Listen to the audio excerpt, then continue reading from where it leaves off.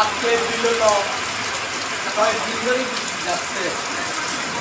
বৃষ্টিতে আপনারা দেখেছেন ইতিমধ্যে চট্টগ্রামের মধ্যে চতুর্দিকে শুধু সামিয়া আর আপনি একটু সামনে চলে আসেন ভিডিও গাড়ি।